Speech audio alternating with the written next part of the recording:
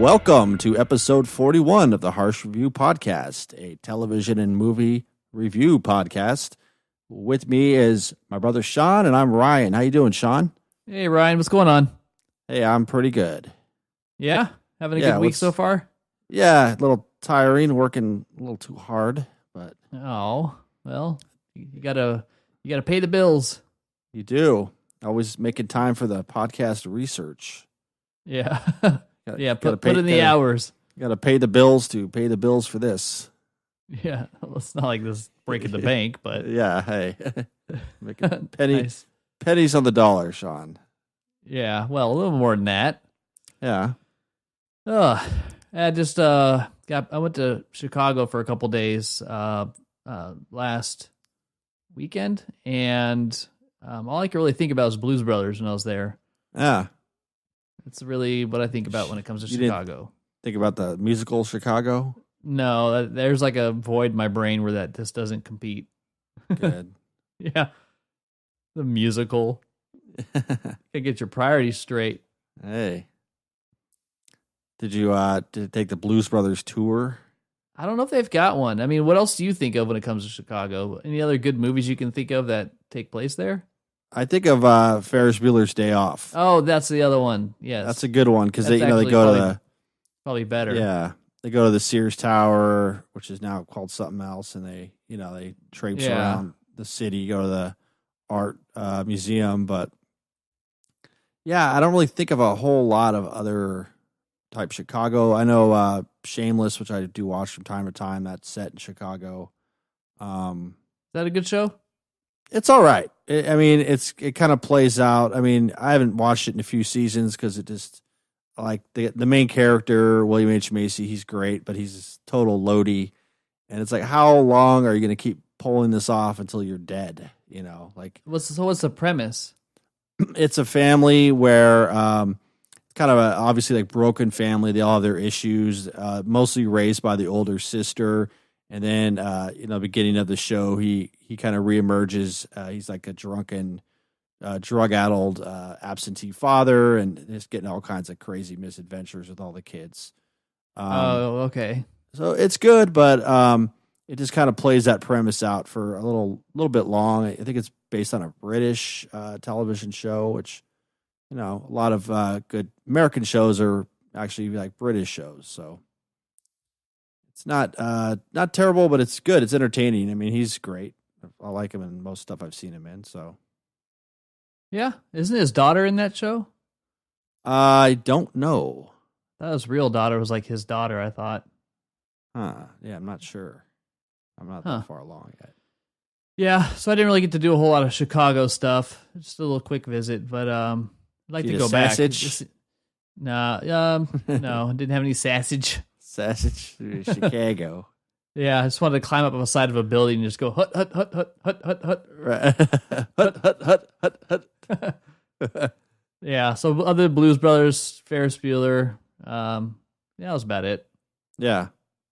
Watched some stuff on the plane again. Gotta love Alaska's Finest Offerings, which was really slim this trip, but we'll get back to that. Oh. Yeah, I know. You never like pre-download anything and bring it with you? I do, but then like I kind of just get lazy, and when you're on a plane a lot, you kind of just you've seen most of the stuff. I mean, Netflix is pretty cool because in their app you can pre-download stuff, which I like. It's nice to go, yep, I'm gonna finish this season on the plane, and then last time I was watching like Punisher, and it's just super murdery and violent, and I'm like feeling guilty, like sitting there. Everyone's like looking at the screen. I'm like, some kid next to you, see some guy getting impaled on like a Ferris totally. Wheel. Like, I know. Hey, sorry, kid. And then everything Alaska has is like edited, so it's they get rid of a lot of the language and some of the different more scandalous type. Is it replaced nudity by and stuff like that? Let's talk about that for a minute. Is it replaced by like other words, or is it just totally dubbed out? Sometimes it's other words. Because my favorite is instead of motherfucker, they say mother father. Yeah, that's a pretty popular Shut your mother father mouth. Shut the front door. Or a piece of shit. It's like you little piece of shoe. So dumb. This doesn't make any sense, but I'd say what about that job? Like, we're like, okay, we're gonna have you film these words, and we're gonna dub these in movies, right? Where somebody's cursing. That'd be a fun job. But it almost becomes like a separate movie because I mean, if you've ever seen Big Lebowski on television, which has like over 200 F words, it's just kind of becomes a separate movie where it's almost like more funny than the original. It's ridiculous. It's like, what? I know he said something else there, but they always cut it out. The best one would have to be National Lampoon's Vacation, though. That's a great. Yeah, we talked about that one. Yeah, that's the best one because it's like some guy they probably just called in for a day. They're like, all right, you're gonna say this and pick up your check and go home. Like, we're just gonna edit it in the movie. Yeah, just get it done with. Yeah, nice. Mm-hmm.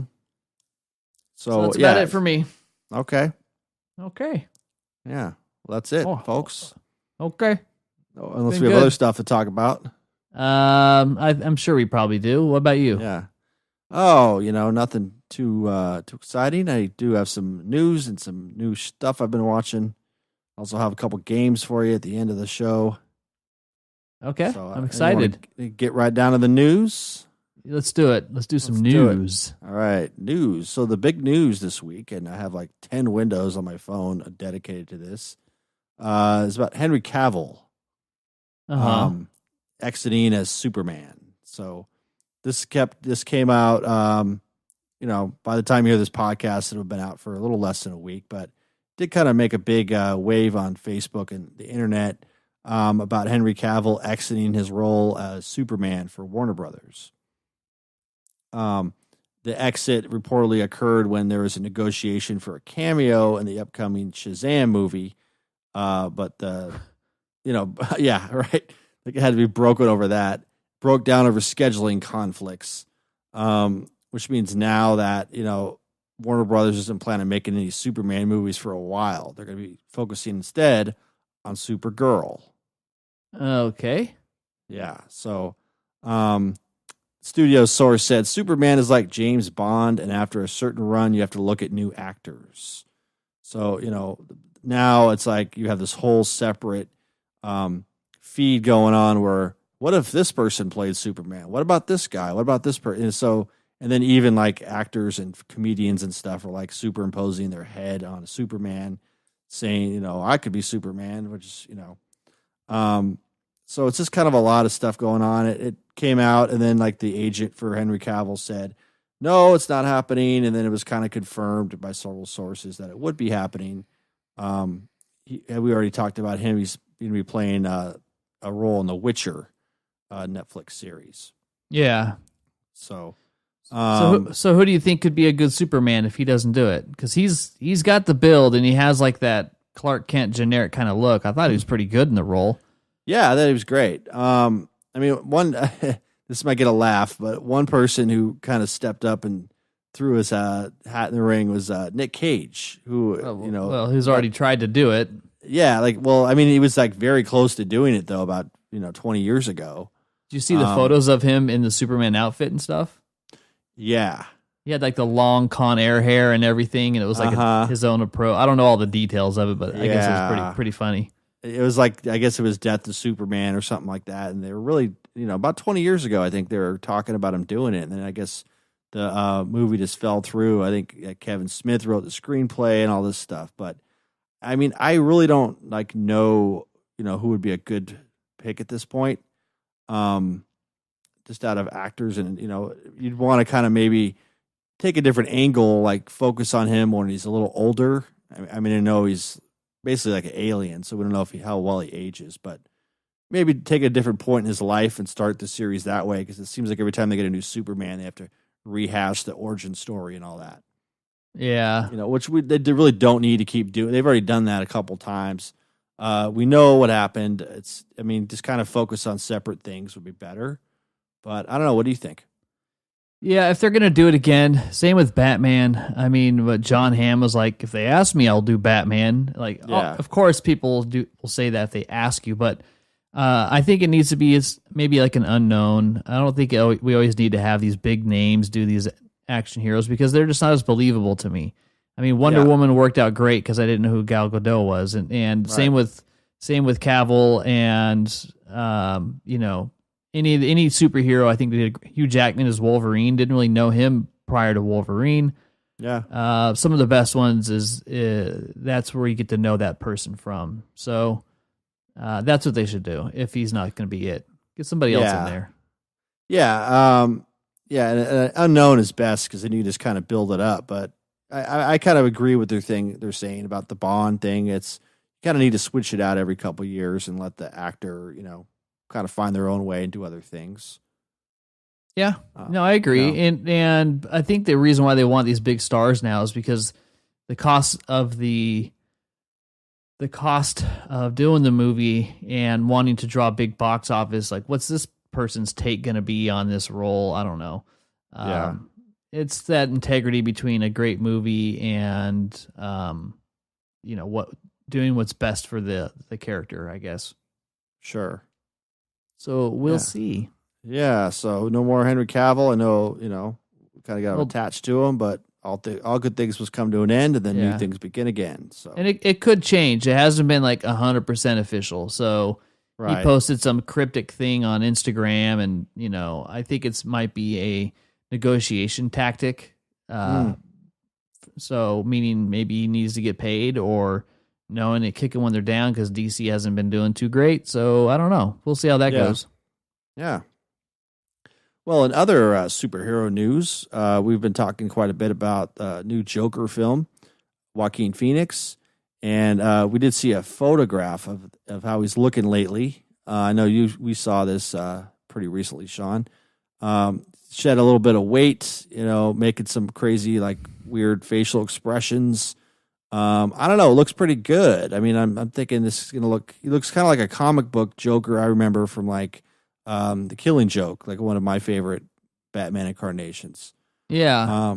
You know, so basically, like, what we're kind of learning about the storyline is it's executive produced by Martin Scorsese, so it's probably going to have a little bit of that tone to it, even though it was his name, Todd Phillips, right? He's going to be putting his own spin on it, but they kind of framed it like Taxi Driver, where the movie would be kind of like that, which is one of my favorite movies. But it's going to show kind of like Joker in his life of a stand-up comedian who ends up being a failure, and then his things kind of go downhill from there. So, yeah, he just looks like a good foundation for a criminal. Yeah, that's kind of what that. We'll post a photo on our Facebook if you haven't seen it yet. But it was on Todd Phillips' Instagram where he just posted a straight ahead shot of what the character is going to look like. Yeah, but I like the approach they're taking. It sounds like it's going to be kind of more of like an indie movie rather than like some big budget superhero movie, which would kind of be refreshing to me. Yeah, something like 55 million or something. Yeah, so it becomes a little more character driven, a little more psychological, not focusing on everything else. Just really getting into like the origin story of a villain, which I think is super cool. So, yeah, good start so far. Mm-hmm. We found about Venom. They've been talking a little bit about the rating, whether it be like an R rating or a PG-13 rating. So we finally got a confirmation. Oh, it's official. Yeah, it's official now. So I think it's Sony Pictures has come out and said it's a PG-13 rating. Mm-hmm. Okay. Yeah. So, you know. Womp womp. Yeah, they've confirmed that along with the runtime, which is an hour and 52 minutes, will be released October 5th. They're expecting a huge draw for an October kind of big budget film, so this will be pretty big. A lot of people are speculating the reason why they're doing the PG-13 is to open it up to a potential crossover down the line with Spider-Man. I'm sure they could. I don't think it's necessarily going to handicap it in this one, especially with the way that a lot of CGI violence is. Really, what you're getting with an R movie is just blood and language. So we'll see how that goes. Yeah, I mean, the directors even talked about possibly having an unrated version, you know, somewhere down the line, most likely when it comes out on Blu-ray and streaming services. So we'll see. I know Tom Hardy's in it. He's great, so not too worried about this movie, but it does look good. Yeah, it does. I'm looking forward to that one.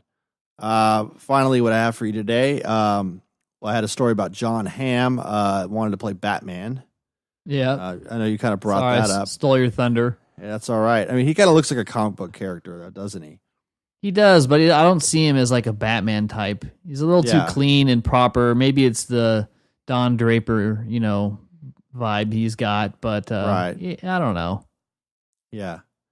But the big one I'm excited about is Coen Brothers, hoping to redeem themselves after atrocious film Hail Caesar, Which is a bag of shit. which is abysmal. Yeah, they should have just called it bag of shit. I don't know what was going on there. Yeah, I mean, I know they're into of course, the period pieces and whatnot, but that one just didn't really connect with me at all. But hopefully this one will, because they're going back to doing a Western. Well, I'm not really going back because they never really did a Western, but Ballad of Buster Scruggs is the name. It's a 6-part anthology. It'll be premiering on Netflix and then putting the whole thing together in limited release sometime in November. So we got a trailer for it. We have stars such as Tim Blake Nelson, Liam Neeson, James Franco, and some others. It premiered at the Venice Film Festival earlier this month, and it took home a Best Screenplay Award. Looks from the preview and the trailer, it looks pretty cool. I don't know. Have you seen it, Sean? I have not yet. I've saved it. I want to watch that for sure. Yeah, it's a couple minutes. It looks really cool. Franco's in most of it, but it is cool to see the Coens working with some other people like Liam Neeson. So I am quite looking forward to this. It's going to be dropping in a couple months. So nice. Yeah. Nice. So that's all I have for the news. Do. All right. So on my list, I've only got a couple here because we're kind of syncing up here. So Bond 25, obviously it's been getting some news since Danny Boyle split. But Neil Purvis, Robert Wade, they have come back to work on the script to kind of salvage it from movie hell. They did, they're behind every Bond film since The World Is Not Enough. So they've turned in a script for Bond 25 before Danny Boyle came on, and who got somebody else on board at that time. So now that it's changed directions, Boyle and Purvis are back at it with their new version. So basically what came down is they had their script, they hired Danny, he had his different script, didn't work out, Danny split, now they're going back to the original. So confirmed is we still have Daniel Craig, but there's some delayed production, so we're probably not looking till seeing this until 2020. Yeah, I know. So it's not going to happen next year. But it'll be good, right? I hope so. I mean, all the ones that Daniel Craig's been in have just been pretty solid movies all around. So I'm looking forward to it. We'll see. Let him do it. Let him do it right. Don't rush it out. Yeah. And that's the same year that Indiana Jones is coming out, right? Yeah. Well, hopefully we'll see. Hopefully. Yeah. Don't jinx it. We're not supposed to talk about it. George Lucas will get his shit together. Yeah. Well, it's not him, so that's why they're taking their time. He's our podcast scapegoat boy. Yeah, I know. Anything that goes wrong, it connects to him in some way. So anyways, last thing I thought was to share Mark Wahlberg's daily schedule. Yeah. And I know. So he's obviously this pumped, motivated, living life kind of guy. He's always got that upbeat type of vibe to him, I guess. He's all like happy. Hey man, how you doing? Yeah. You get okay? Great. Yeah. Yeah. Uh-huh. You have your carbs? You have your carbs? Good. Great. All right. Good. Let's do this. So his schedule is he wakes up at 2:30 a.m. At 2:45 is prayer time. At 3:15 is breakfast. So wait. 30 minutes for prayer?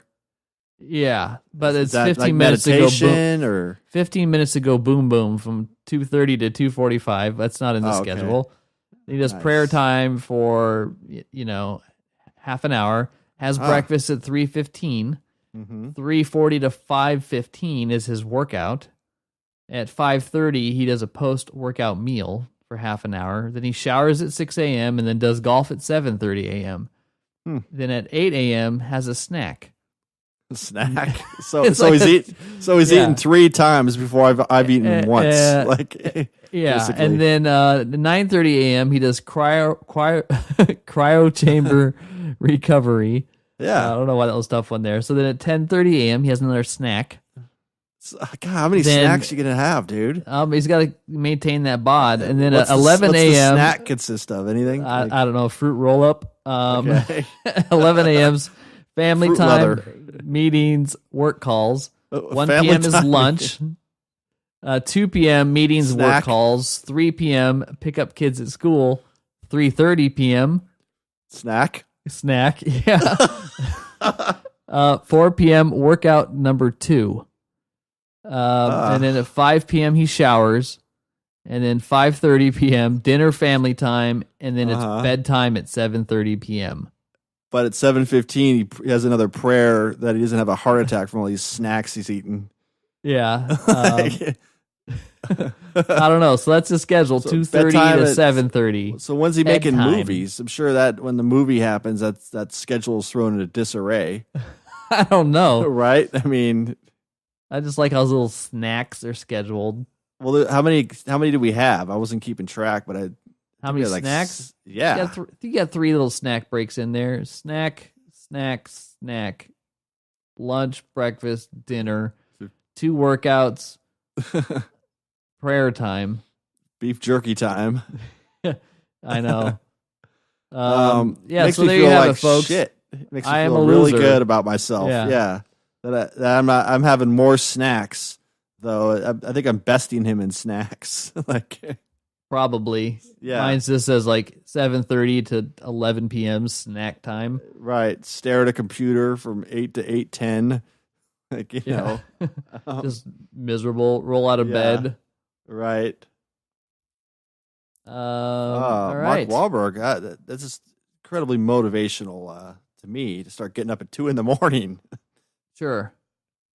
I know. Wow. It's not going to happen. Okay. All right. Moving on. Yeah. Got anything else? No. That's it. That's it. That's Nothing it. more to. I'm still thinking about all these snacks. Yeah, I'm all getting hungry. Like, I could go for Yeah. a snack right now. Yeah, let's take a podcast snack break. Yes. Well, Sean, I went yesterday and saw The Predator. Oh, you went and saw it. Yes. I didn't know this. Yes. This is. I usually don't tell you this stuff off the air because I want our reactions to be genuine. Oh, you went and saw The Predator. Yes. Sorry, without you. Yeah, well, that's probably Sorry. a good thing. I'll get all Yeah. handsy when I get popcorn. I know. So, Did do the- tell, The Predator. Well, it wasn't bad. I didn't walk in there with these high expectations because you pretty much know what you're going to get. First thing I want to get out of the way right away is there was a reference to "Get to the Chopper," which is Yeah, anyone of knows, course. "Get to the Chopper."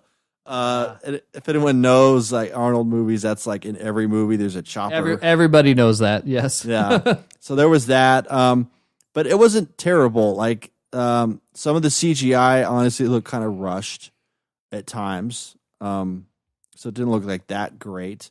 But there was a lot of humor involved as well, which it's kind of like I don't know how I feel about this in terms of like certain movies, they fit into a genre and then all of a sudden they turn into like a comedy. So it's kind of like Well, didn't it have Michael Keegan in it? yeah. So, So Keegan Michael Key. Yeah, there you go. I'm trying to like put people's movies instead of their real names. We have Hung Who? from the HBO series Hung. Oh, Hung. Yeah, I know him. He was. Is that his name? Hung. That's an adjective, but He's the guy that is in all. Not Altered Carbon. Thomas Jane. The Expanse. Yes. Yes, Hung. Yeah, Hung. Okay, who else do we have? We have Narcos Cop. Narcos Cop. Which Yeah, the one? guy- The Latin The head- or the not, white not one? the guy with the mustache. The white one. That still doesn't narrow it down. The white one with the blonde hair. Okay, yeah, they both have mustaches. We have the bitch wife from The Handmaid's Tale, Okay, Mrs. Weatherford, I think his name is. Mrs. Weatherford. Is that her name in the show? Yeah. Help me out here. Mrs. Waterford or I don't know. Okay, I don't know where I get Weatherford from, but it's close enough. Yeah. You're we struggling. have Who else? Jake Busey. Okay, Jake Busey. That's all I'm going to say about him. That's pretty much it. Oh, and then some girl. Yeah, Olivia Munn. Yeah.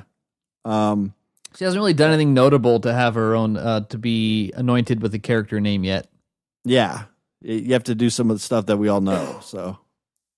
Yeah. But it wasn't bad. I mean, it was the Predators definitely got like a new look to them. They've been tooling around the galaxy, like doing a bunch of upgrades.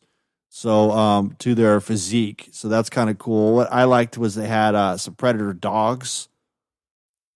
Which is kind of dogs, yeah, Predator dogs, yeah, and they actually like were kind of nice. Like they weren't like all savage, like a lot of people think they would be. But they, the Predator dog turned into like kind of a comic relief for the film for a little bit. Did it have a dog name? No, just like I just call them Predator dogs. So they didn't like. It wasn't they like a friendly dog. It was like that's kind of like how they'd address them.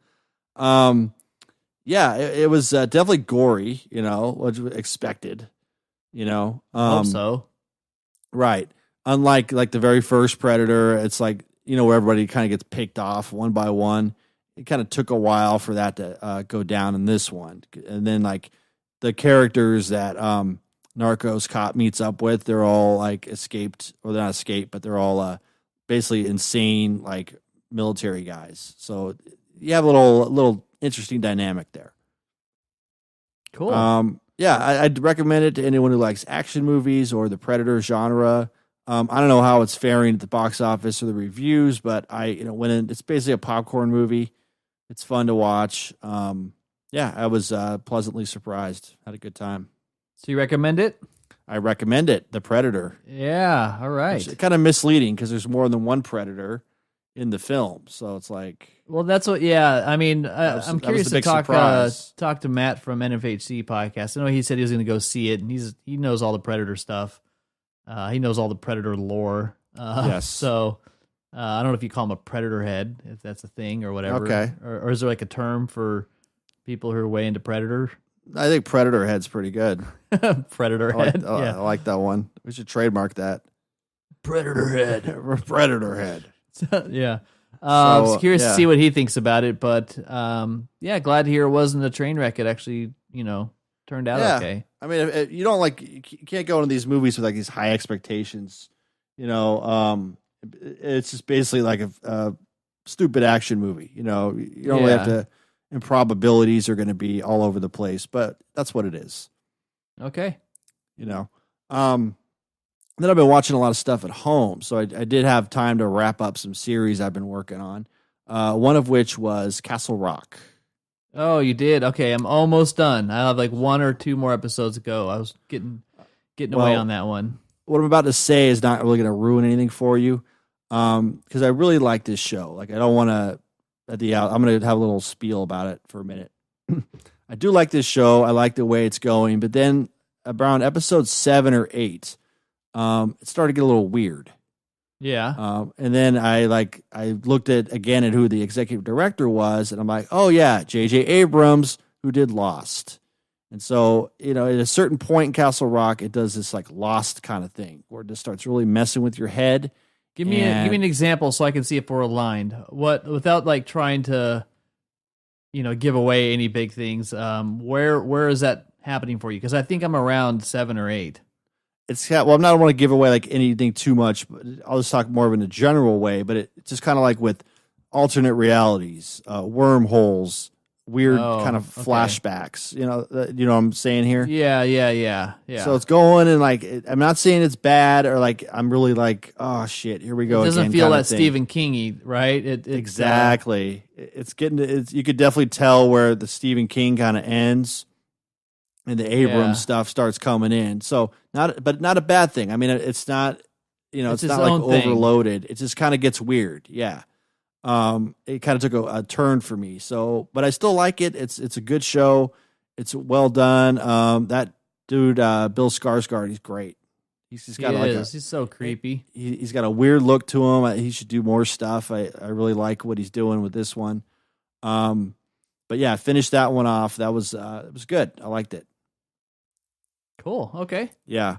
Also finished off today, in fact, Ozark season 2. Oh, I finished that as well. Yes. So let's talk about it. So what do you how'd you feel about it? I know we said yeah, I'm not going to give away any plot points because it's still kind Okay. of fresh. Although I'm starting to just not care about that stuff anymore. yeah. I thought it started really strong and then ended flat. Okay. Yeah. I think it was because they introduced so much early on, and they said, okay, here's all the new players in the sandbox for season 2. And then they all kind of stayed in there, but you didn't really know like what their role was going to be or how it was going to go. You could kind of tell.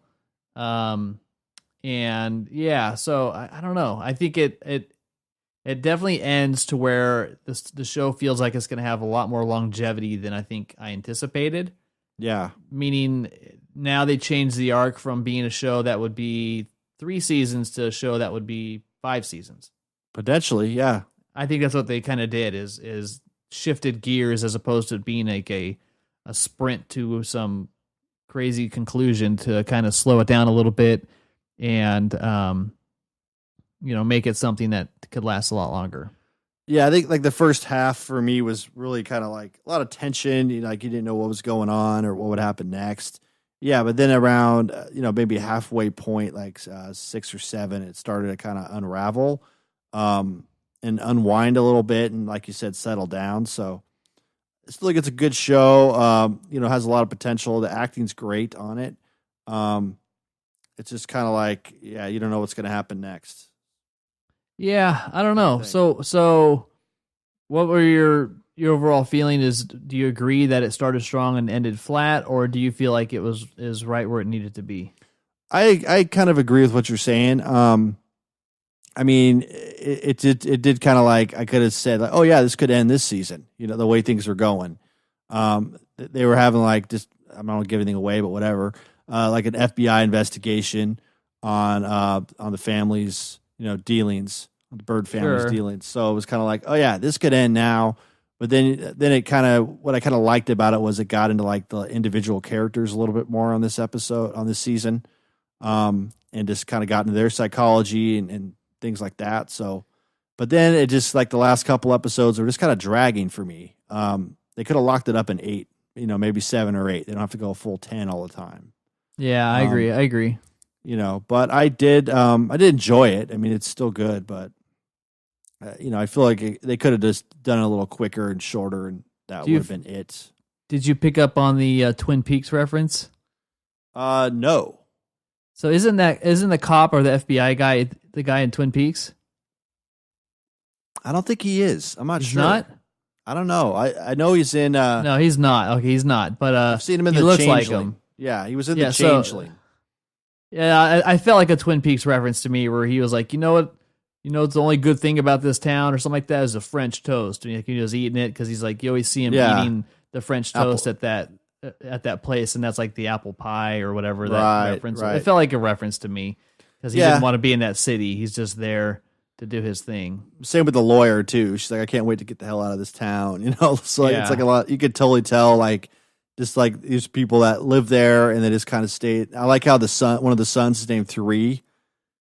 Right? Like, you know what I mean? It's like there's no name for him. They just call him like, "What's up? Get the fuck in the trailer." Like, it reminds me of that dumb kid they added on with Married with Children. Was like 11 or whatever his name was. Yeah, 7 or yeah.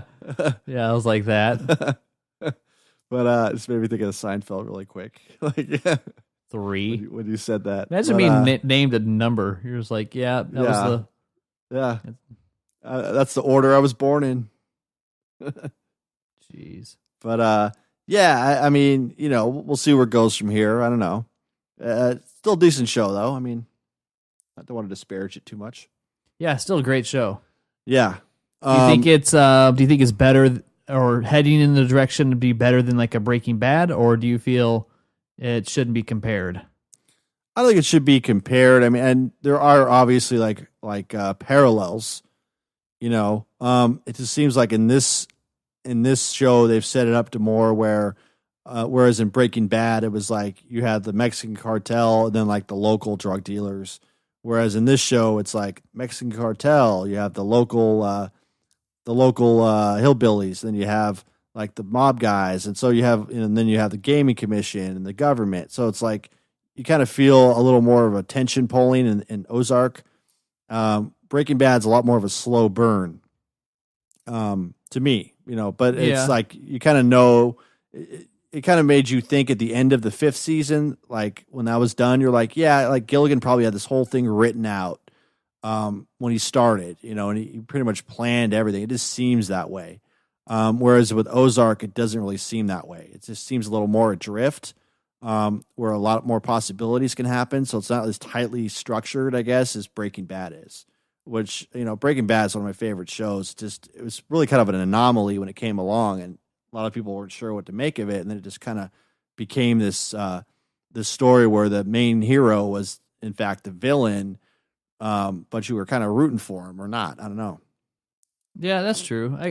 I think that early on, it's like Breaking Bad and the Ozarks. It's like, well, not really, because the characters' motivations are different, but there are a lot of connections that, like, clearly why it's brought into that discussion, because you have Walter White's this everyday boring man who, has a motivation for cooking meth, where what you kind of find out is Marty Bird's, he's got a lot more history with this type of stuff, I guess.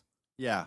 That's why he's in the Ozark. If you remember from the first season, it's like they've been working with bad dudes for a while, so he's trying to get away from that. This isn't somebody who's just entering in this whole new era, I guess. This is a different dynamic now. Yeah, exactly. Yeah. But while we're talking about that, I did catch up with the first 5 episodes of Better Call Saul. Oh, you did? Okay, good. Yeah, I like it. I like how I know we kind of said it was kind of slow, but I don't mind it so much now that I've seen it with this season, just because they're starting to open it up a lot more and getting into a lot of the other characters.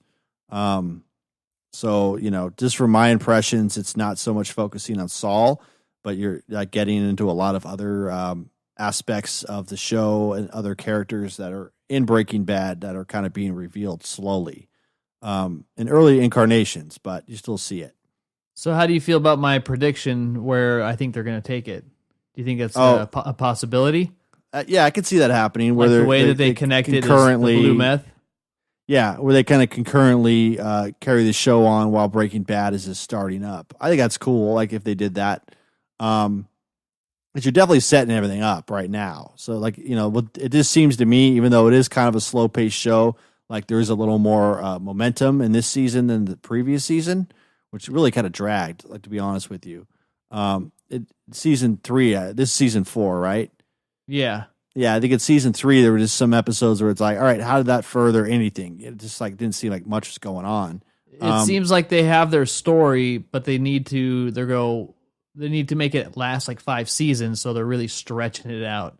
That's what it felt like at times. So yeah, if people aren't hardcore Breaking Bad fans, I don't think they're going to enjoy this as much. But I think it's better. I think it's well made. Yeah. Oh, yeah. I mean, with shows like this, even with like Breaking Bad, like at points, the way they shot a lot of it was like a Coen Brothers kind of looking thing, just like a lot of the shot compositions. Yeah, the cinematography is great. Yeah, it just reminded me a lot of like No Country or, just kind of like a modern kind of Western looking thing. But yeah, I do like the way it's going. It's cool to see Gale pops up at one point. Spoilers. Well, I mean, like I said, no, it's fine. It's not like it's going to be a big shock because you kind of need to know a lot of this stuff. There's a lot of questions that are unanswered in Breaking Bad about like, well, where did this guy come from? How was this made? And it seems like they're starting to explain a lot of that in Saul. Yeah, that's what I'm saying. Is like they're just setting up the universe that Walter White was in a lot more. Right. It's always fun to see Tuco's uncle. Oh yes, Salamanca. yeah. So, yeah, I like how it's going. But I think I'm like halfway through it. Right, because it's like a 10 episode run. I'm not sure how many episodes are in here, but I'm current on it. I think I just watched 6 or 7. Okay. Yeah, so I'm current on it. We'll see how it goes. We'll see. Nice. And I got one more for you. This is a movie called Upgrade. It's a science fiction movie. Okay. You heard about this? No, but it sounds like robots and humans become one. Hey, well, how'd you know? Basically, it's I didn't recognize like anybody in this movie, but when it came out, it did like decently well. But it's on streaming services and rental now and per purchase. But basically, like the gist of the plot is it's set in the future, I believe in Los Angeles, or like everything's kind of Orwellian, so you're always being followed. Like everything's kind of on camera. People are like modifying their bodies with like robotic parts and things that enhance their performance in different areas. Particular gentleman and his girlfriend, they get involved in like a high-speed car chase / like carjacking where he becomes paraplegic. And then, no spoiler, but look at the title of the film, he gets like upgraded and eventually in a certain way, and then he starts to seek revenge against those who kind of, who did what they did to him. Yeah. So it's pretty good. I mean, it's not like, it's very like independent, but the CGI doesn't look terrible. It's super violent though. So it's like some stuff was in there and there was like, whoa, dude, like you didn't really have to do that to that guy's head, kind of thing, when the amount of violence that occurred. But I liked it. It had kind of a Blade Runner-esque feel to it, in a lot of ways. Paired up with like some, kung fu type action. So, it's a decent way to spend like a Friday night, with the movie. Upgrade. Upgrade. Upgrade. What's it called again? In a world where one man stands alone. Upgrade. Upgrade.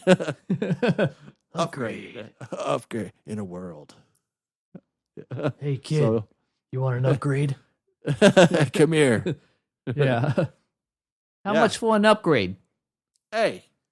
Yeah, this different kind of upgrade. It's one of those, but it's also a good like morality tale where it's like, be careful what you wish for, or another like, sometimes the things we hate the most, we end up becoming kind of thing.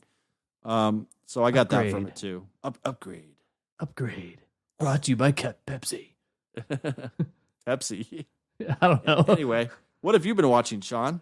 Okay, so let's see. I've watched one of these a little bit older. We'll start off with the first blockbuster I watched. Watched a couple blockbusters. Jurassic Park, Fallen Kingdom. Oh, okay. Yeah, so I mean, Jurassic Park's awesome just because it's Jurassic Park, the original. We did a whole episode on that. So if you haven't seen it, go back and check that one out. This is the second of the new run. So Jurassic World or whatever, was the first one. So this is Jurassic World. Sorry, not Park. Fallen Kingdom, and everybody's kind of seen the trailers. It's one of the bigger movies of the summer. It's very entertaining, but it's definitely like a popcorn movie, like you mentioned. How Predator kind of was. It's exactly like you thought, but it's a very different movie for Jurassic Park. So, because it takes place in only 2 locations. So it's like a stage play with dinosaurs. Yeah, not that artsy. Glenn Gary, Glenn Dinosaur. Yeah. Glenn Gary and Rex the Stegosaurus. ABC, always be closing. Yeah. So, coffees for closers. So it starts off obviously like, how are they going to go back to the island? And the trailers give that away. And I'm going to spoil some stuff mildly just because it's been out for a while. And they get back to the island because these people there's a volcano going on. So like, the whole island's going to get wiped out, and there's a whole bunch of people that are happy. Like, yay, get rid of these fucking dinosaurs by now. Right. And that's where like Jeff Goldblum's got his little cameo where life finds a way, and he's really just kind of talking to the times. Yeah. He's just talking to the Senate about Brundlefly. Yes. I am That's fascinated. very I am Sean. interesting. Sean, Tell me more. I am fascinated. Tell me more. Yeah. So anyways, he's testifying before the Senate, and he's just got a real quick cameo in it, just saying like, let the volcano kill them. Ooh. But then there's all these people that are also like the PETA for dinosaurs now. When he was in front of Congress, was he wearing like his black leather jacket? No, he wasn't laying on the table doing the deposition, just like all hot and bothered. Looking like Bono. Yeah. I wasn't doing any of that. All right. So anyways, where was I? Distracting me with your Jeff Goldblum's. Right. Interjections. Yeah, your interjections are messing with me. So Congress testifying. Yeah, they want to get some of those out, and then so the Red, the girl, whatever her name is, Ron Howard's kid. That's another. What else has she done? She's done Blind Girl in the Village. Done? Yeah, Blind Girl in the Village. Right. She basically goes to Chris Pratt and goes like, "Hey, you need to help me. These people either join them or whatever, and they're going to go and extract these dinosaurs." So that's what gets them to the island while there's a volcano going on, and Wild Bill is in it. He's like the main bad guy. Wild Bill. Yeah. Wild Bill. Okay. Silence of the Lambs, Wild Bill. You mean Buffalo Bill? Yeah, Buffalo Bill. Wild Bill? Well, Hey, I'm thinking that's you got his that name. at a size 14? Yeah. Was it like a great big fat dinosaur? You don't know what pain is. Yeah, so It'll hurt my dog. Buffalo Bill, not Wild Bill. Oh my God. He's in it, Podcast and is not known for getting names correct, ladies and gentlemen. yeah, we do pretty good. Wild Bill. I thought you were talking about a Western. No, yeah, I know. Wild Bill Hickok from Deadwood.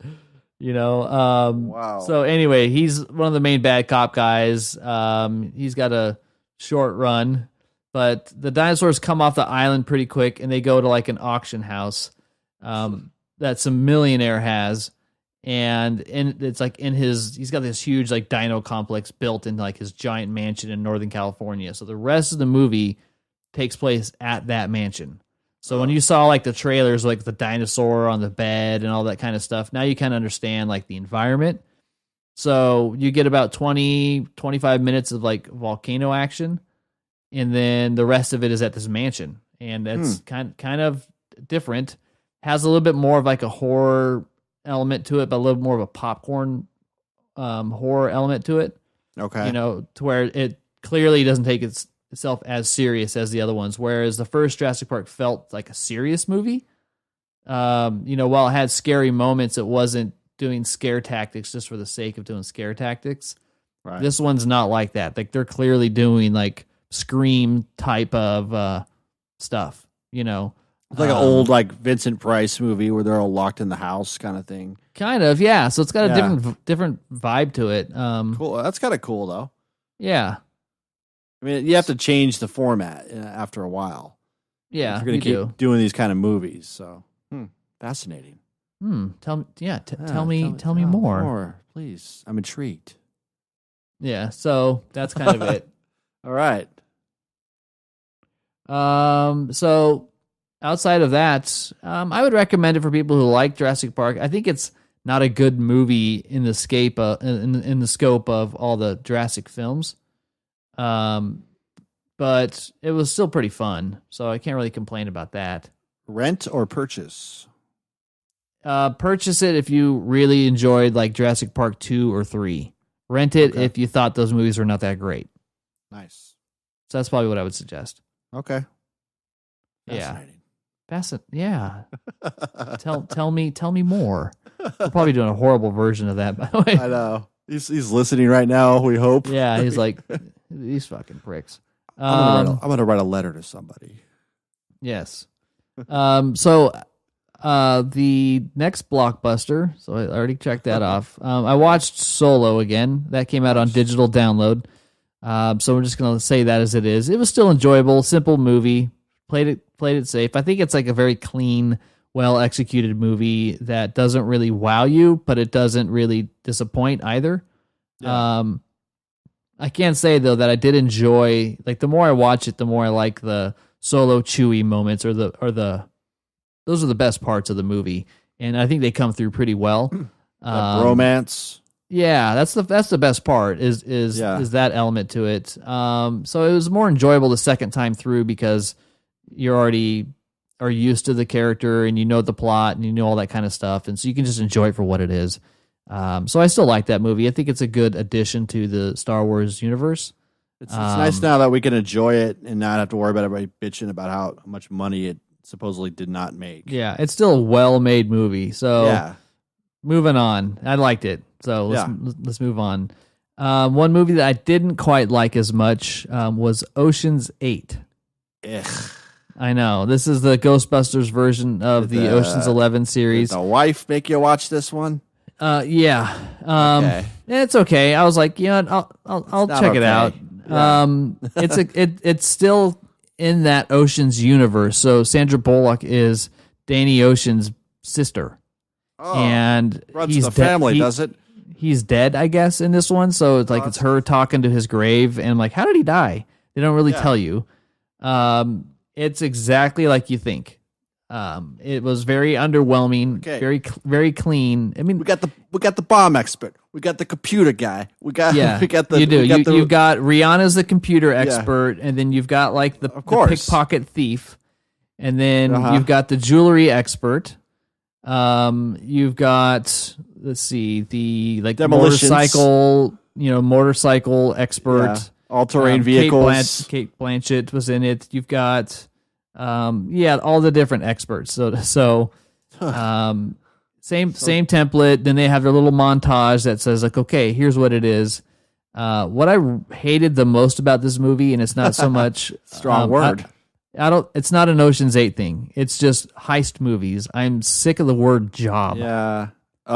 Just one more job. So, it's not. Yeah. How come you always have one more job? But I'm sick of that. I'm sick of the life. I need to get out of the life. Like I'm done with the life. Like you're done with life. You should be done with life, so we don't have to watch any more of these stupid movies. Yeah, they just complain. They complain about the job. Like, then why are you doing it? Yeah, it's like you always have to do this when we take a new job. Like this isn't part of the job. The way they just keep saying it, and you're like, okay, come up with a different term. A job like that totally has like a job description and a background check and all that stuff. So it's so dumb. Yeah, it's just so it sounds very cliched. Then it was, but I think the difference is that the reveal wasn't as clever as like I guess the original ones, because like the Ocean's 11, 12, and 13 or whatever, at least they got creative with the reveal, because you knew they're going to succeed. Like this is a movie where nobody fails. It's just you watch it because you want to be tricked.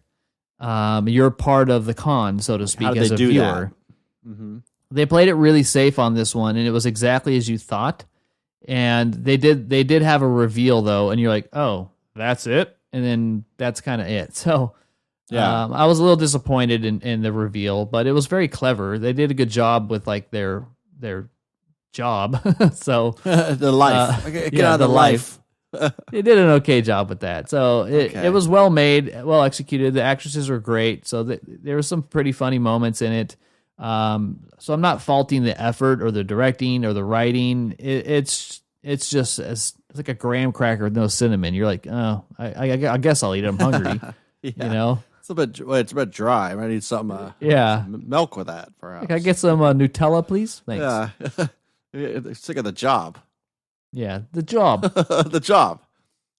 All right. So outside according to you, this movie should be called Ocean's Hate. No, it's Ocean's No Thanks. Yeah. Oh, okay. Ocean's, I'm good. Yeah. If you like those actresses, then you'll probably enjoy it. But it was just a very safe, clean movie. So I don't want to keep saying the same thing. Okay. All right, moving on to Active Measures. Have you heard about this one? No.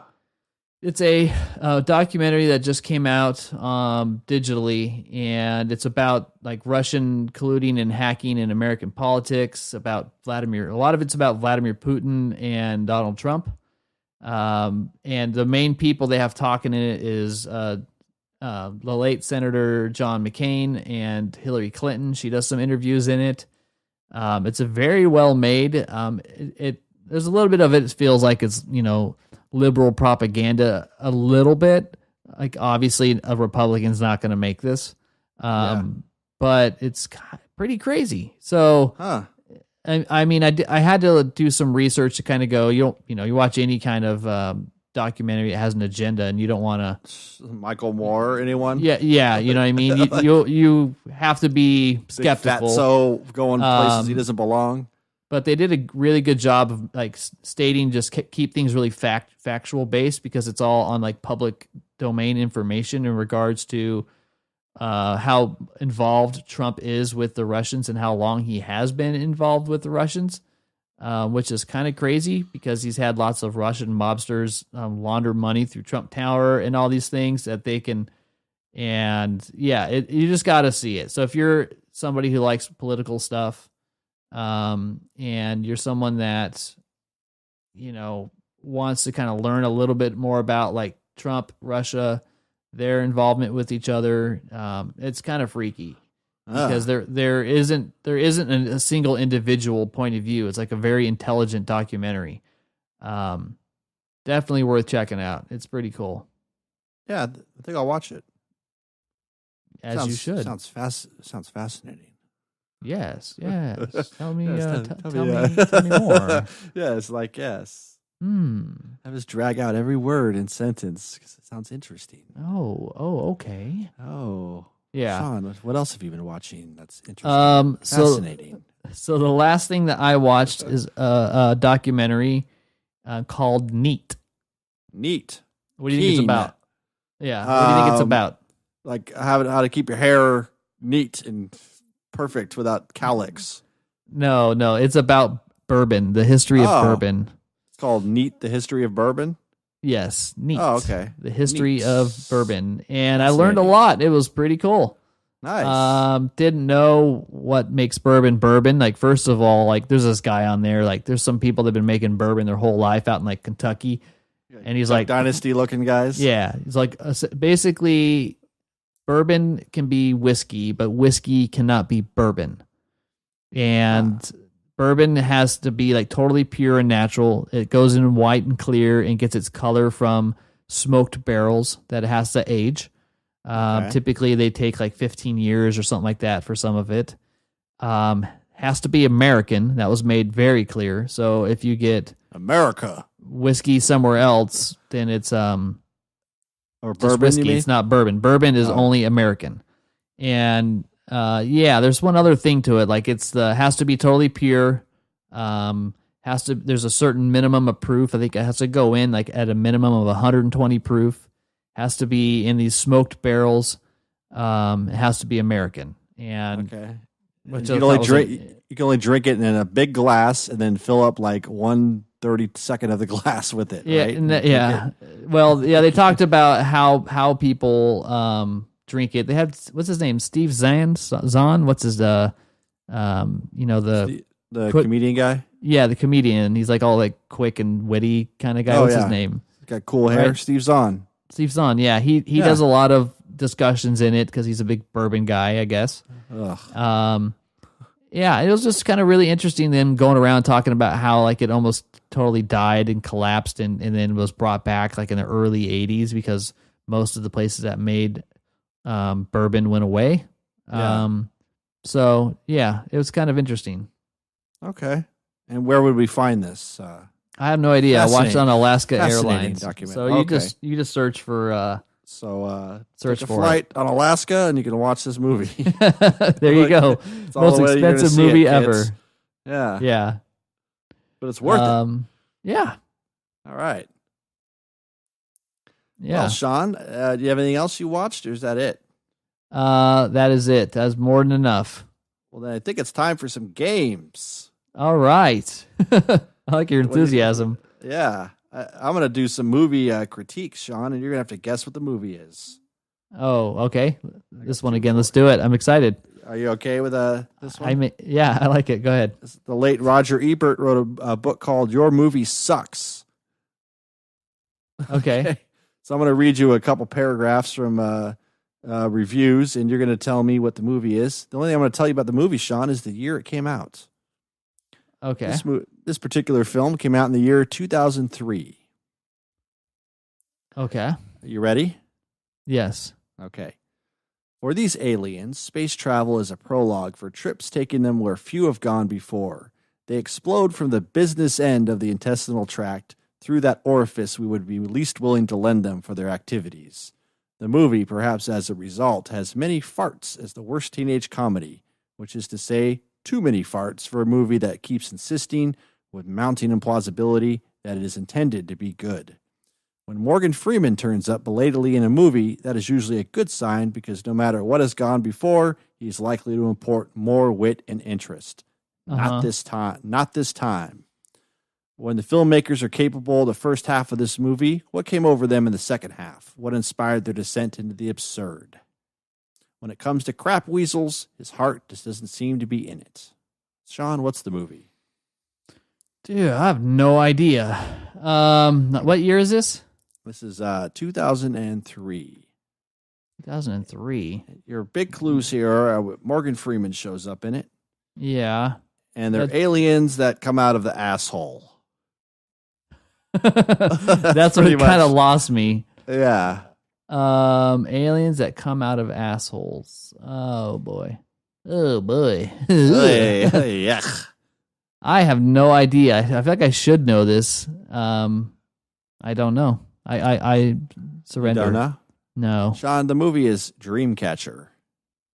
Oh, that's a tough reference with the what's his head? The Damien guy from Homeland. Yeah. Homeland guy. Homeland guy. Isn't his name Damien? Yeah, Damian Lewis. Damian Lewis, right? Yeah. Yeah. Sorry, Sean. Maybe you'll get better luck with this one. Yeah, the whole aliens and assholes thing isn't like a huge part of that, but I get it now. Yeah, that's the Stephen King, isn't it? Yeah, and apparently I read an interview with Stephen King, and he said a lot of his movies were written under the influences of drugs. So, for example, he said Cujo, like he doesn't remember writing that book at all. Like it was like so loaded, and you know his wife had come in and cleaned out like a bunch of beer cans from his attic where he used to write. And he said, that's a lot of beer cans for like a week. And she said, you know, Steven, that's from like a day. Like, so I guess he was like seriously in the throes of like, you know, alcoholism. But Dreamcatcher was written entirely under the influence of OxyContin, apparently. Well, yeah, made for a pretty weird movie. Definitely shows. So yeah. All right. I got one more for you. Okay, go for it. This movie is this movie's from 2001. This is the kind of movie where the hero finds two things that have fallen from the skies, a meteor and an atomic bomb, and both turns out to be a case of mistaken identity.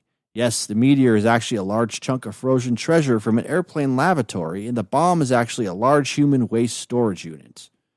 Third grade, we professional movie critics counted a banner week when only one movie involves eating, falling into, or being covered by excrement, or a cameo appearance by Carson Daly.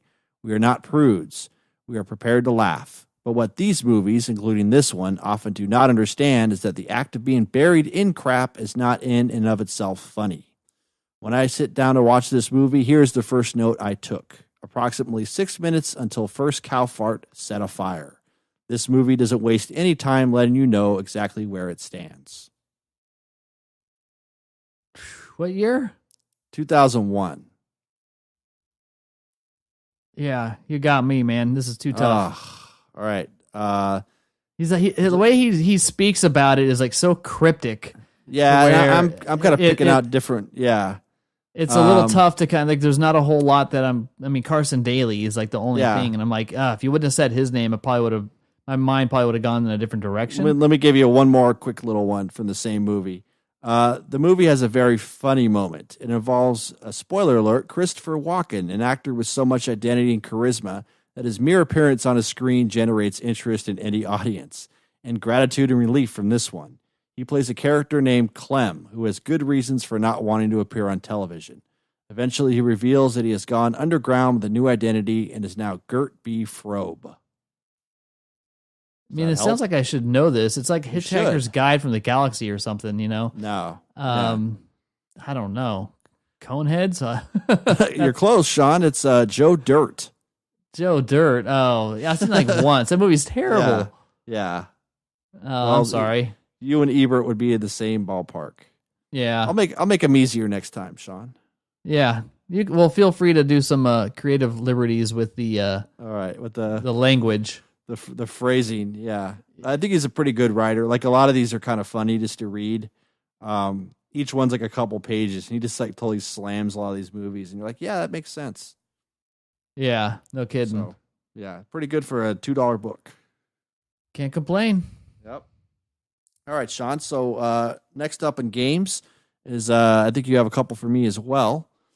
I'm going to give you, and you're going to give me a title of a film that we've probably never heard of, and you're going to tell me what it's about.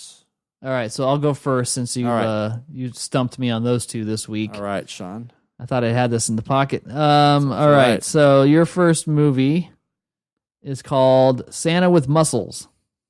Santa with Muscles. Ah, yes. This is actually a film from the French New Wave cinema, I believe, in the 1960s. But it really focuses on Santa Claus, who's reaching a very a late point in his career. He feels like he's, failing. And an elf in his cadre turns him on to the magic of steroids. So throughout, most of the film, like we see Santa like start to inject steroids in his butt in an effort to like kind of rebuild his stamina and everything. Unfortunately, though, we see this kind of tragic downfall with the character. Later in the movie, he discovers that his testicles have shrunk and that he has like crying jags and mood swings. And at the end of the film, he commits suicide, Sean. Jesus. Yeah, that's Santa with Muscles. Close. Okay. I thought I'd seen this movie before. I don't know. This is a 1996 classic. An evil millionaire believes he is Santa Claus after an accident renders him amnesiac, and it is played by Hulk Hogan.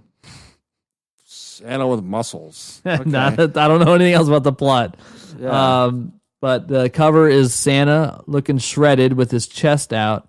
And then he's holding two guys up by their collar like they're up to no good. Hey, come here, you ruffian. Yeah. So Santa with Muscles. Well, I was close. I'm willing to bet Dylan, our buddy Dylan, has seen this. I bet he has. Yes. Like one of the few movies he's seen. All right, well, I tried. Yeah, that was a little valiant effort there. A little over the top, but I'll take it. All right. Well, I've seen a lot of weird movies, so that was definitely, thought it was one of them. All right, well, I got one for you. It's a 2008 film. It's called Mama's Man. Mama's Man, 2008. MOMMA''S. Mama's Man is a 2008 classic.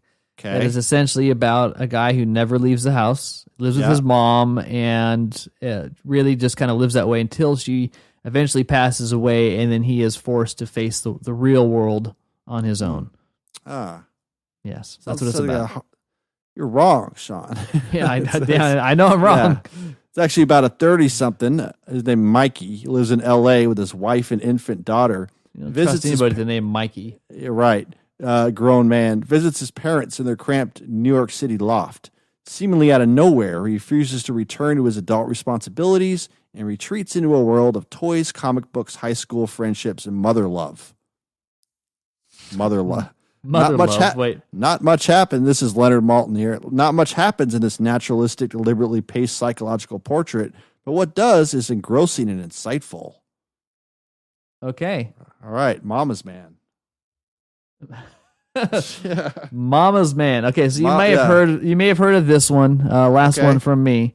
Yeah. 1974 classic Zardoz. Yes, let me rack my brain for a minute and think.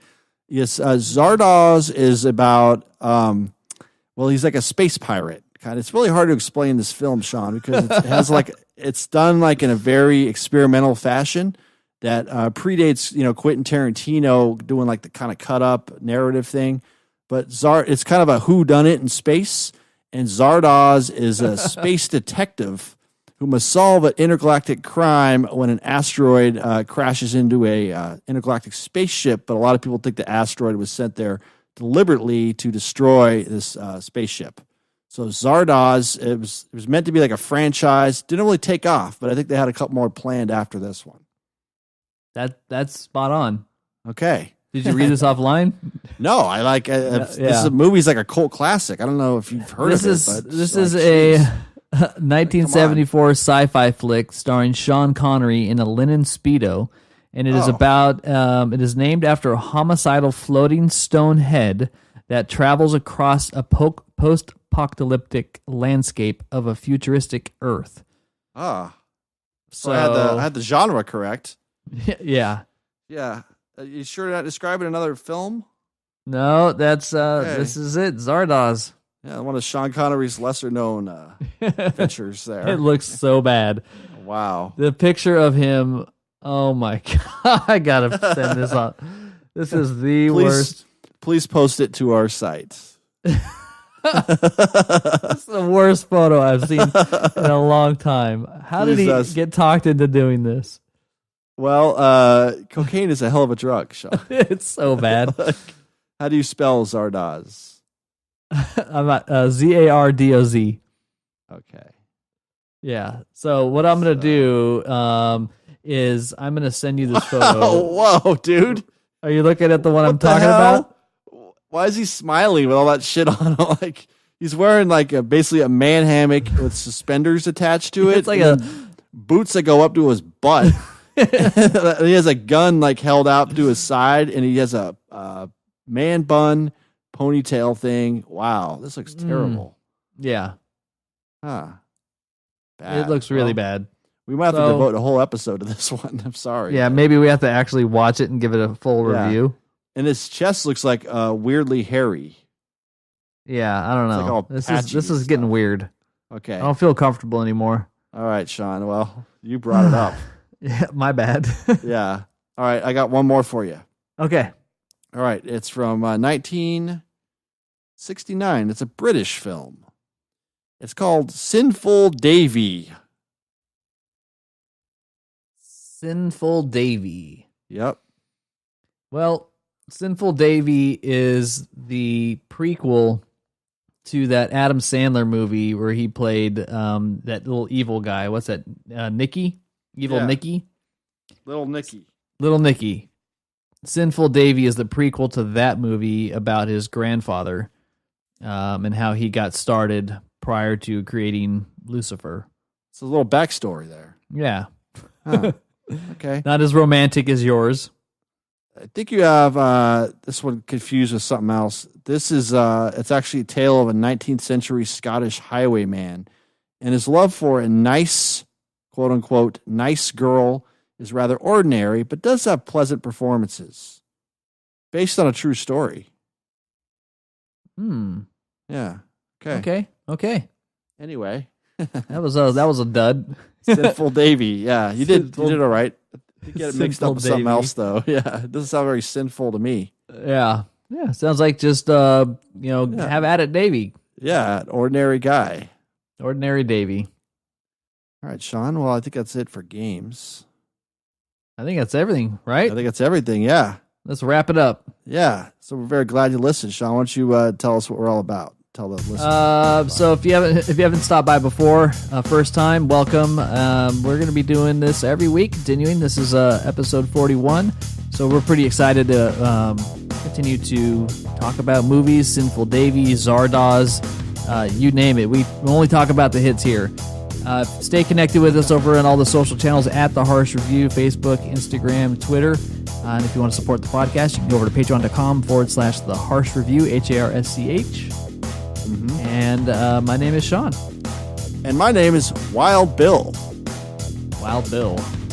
That's me. Till next time. Bye. Bye.